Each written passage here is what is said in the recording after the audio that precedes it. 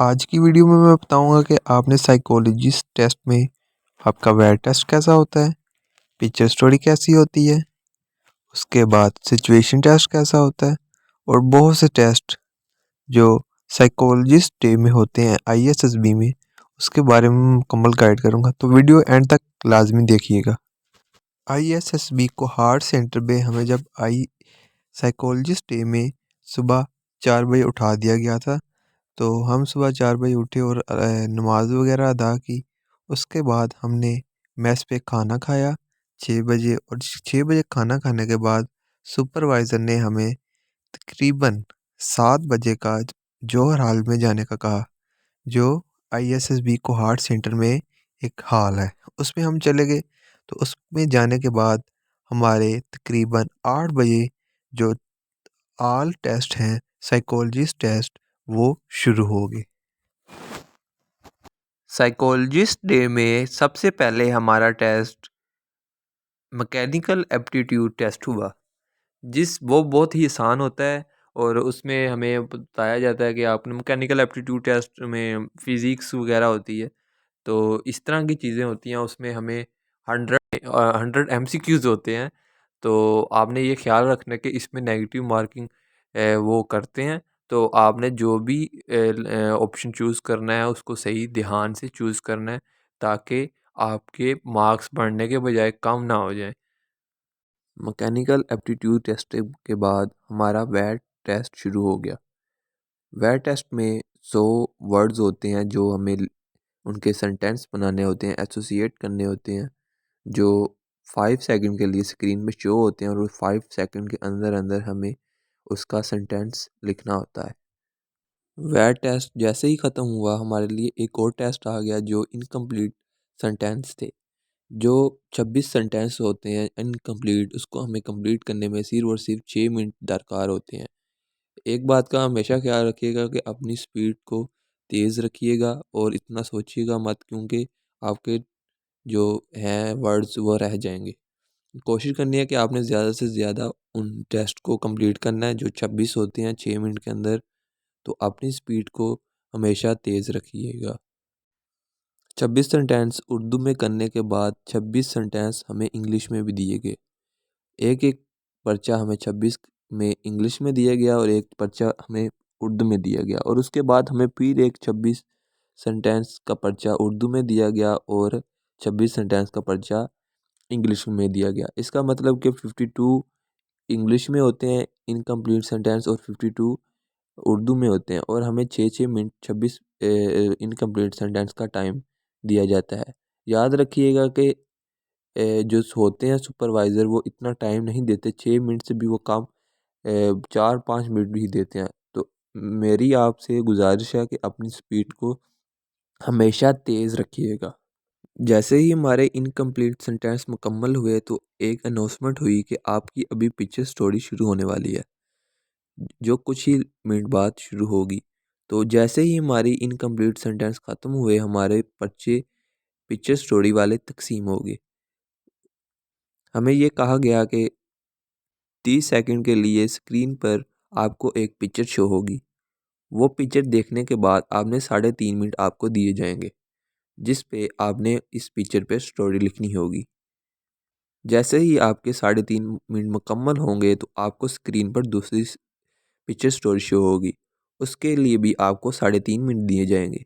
इसी तरह हमें 30 सेकंड के लिए एक पिक्चर शो होती और 3.5 मिनट हमें लिखने के लिए देते, और इसी तरह 4 पिक्चर स्टोरी हमें दी गई। जैसे ही हमारी पिक्चर स्टोरी हमने कर ली, उसके बाद हमें पॉइंटर स्टोरी दी गई जो स्क्रीन पर शो हुई, और कहा गया कि आपने पॉइंटर स्टोरी को देखने के बाद उसकी स्टोरी को कंप्लीट करना है। उसके लिए भी आपको 3.5 मिनट दरकार होंगे। याद रखिएगा कि जिसकी स्पीड अच्छी होगी और जिसकी ग्रामर अच्छी होगी वो इन टेस्टों को आसानी से पास कर लेंगे। अपनी इंग्लिश वोकेबलरी को अच्छे तरीके से पढ़ के जाइएगा, ताकि आपको उस टाइम इंग्लिश लिखने में कोई परेशानी ना हो। जैसे ही हमारी पॉइंटर स्टोरी ख़त्म हुई और अनाउंसमेंट की गई कि आपका अभी सिचुएशन टेस्ट शुरू होंगे। सिचुएशन आपको स्क्रीन पर दिखाई जाएगी। कोई भी सिचुएशन आपको स्क्रीन पर दिखाई जाएगी और कहा जाएगा कि आप इस सिचुएशन में क्या करेंगे। अजीब सी सिचुएशन होती है, लेकिन आपने उसको गौर से पढ़ना है और अपनी सोच के मुताबिक उस सिचुएशन को हल करना है। याद रखिएगा कि जो अच्छी सिचुएशन हल करेगा, उसका इम्पैक्ट आईएसएसबी में अच्छा पड़ेगा। तो इसकी आपने तैयारी कर कर जानी है। और ये एक सिचुएशन नहीं होती, ये ना ही 2 होती हैं और ना ही 3 होती हैं। ये इकट्ठी आपको 10-12 सिचुएशन दिखाई जाएँगी। एक सिचुएशन ख़त्म होगी तो दूसरी सिचुएशन आपकी स्क्रीन पर शो हो जाएगी। दूसरी ख़त्म होगी तो तीसरी शो हो जाएगी। इसी तरह हमें 10 सिचुएशन दिखाई जाती हैं, 10 या 12। तो आपने इसको अपनी थिंकिंग के मुताबिक हल करना होता है। भाइयों, इतना लिखना पड़ता है कि आप उधर थक जाते हैं। तो मेरी आपसे गुज़ारिश है कि आपने मायूस नहीं होना और अपनी लगन के साथ उधर लिखना है। इतना लिखने के बाद भाइयों, हमें कहा गया कि आपका एक और टेस्ट अभी ही कुछ देर बाद होगा, जो आईएसएसबी में अभी ही कुछ दिन पहले या कुछ ही अरसे में शुरू हुआ है, जो न्यू था, ओपीआई टेस्ट के नाम से।